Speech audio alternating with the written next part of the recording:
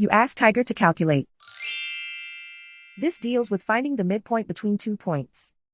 The midpoint between the 2 points is 7, -22.5. Let's solve it step by step.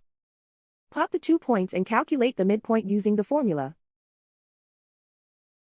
The coordinates of point 1 are, x1 equals 64, y1 equals -11. The coordinates of point 2 are, x2 equals -50, y2 equals -34.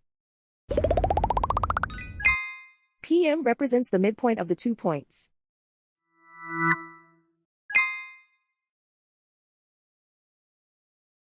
Use the x values in the midpoint formula to find the midpoints x.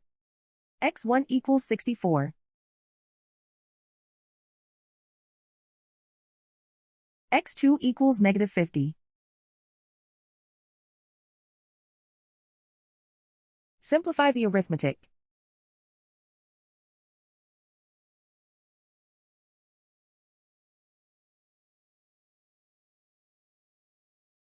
Use the y values in the midpoint formula to find the midpoints y. y1 equals -11. y2 equals -34. Simplify the arithmetic.